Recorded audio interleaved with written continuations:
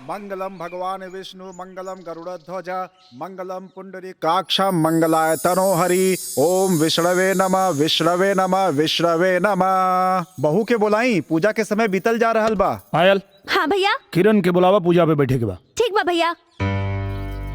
मुझे तैयार होने में आधा घंटा टाइम लगेगा, इंतजार करो। पंडित जी आ गई ना, लोग आ गई ना, मुहूर्त निकल जाता। अब उनके आधा घंटा क्यों बैठ के जो ही। चल चदनिया बैठ, पंडित जी पूजा शुरू करें। चल।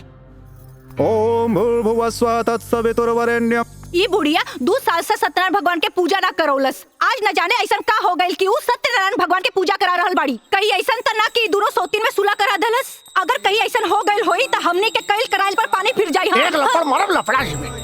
कितना बेर कहनी कि रिस्क मत ले, रिस्क मत ले, निरहुआ के नपुंसक बना दे। लेकिन ना, अगर ऐसा हो गई ना चुनिया, तो याद रख, तोरा से भीख मंगवाई और हम बैठ के खाई पकड़ पकड़ करे ले। बोलो सत्यनारायण भगवान की जय, सभी माता पिता की जय। जय जजमान, अपन बड़न के आशीर्वाद ले ली।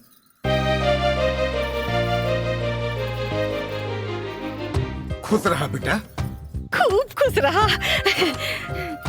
खुश रहा, खुश। सदा सुहागन रहा। अरे दूधन लहा पूतन फला है दुल्हन।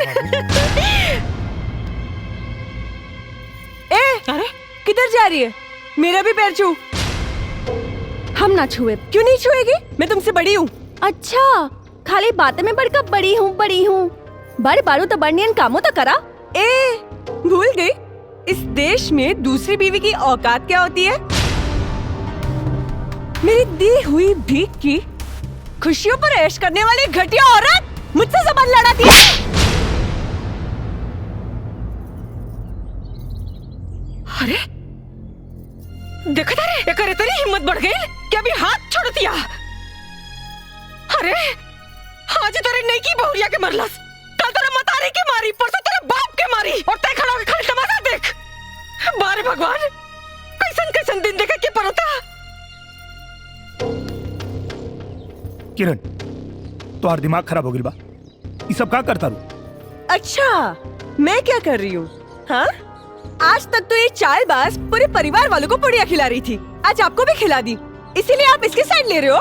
देखा, तू गलत के लिए बाड़ू, चुपचाप एकरा से माफी मांगा। माफी? वो भी इस बच्चलन से? बहुत हो गई।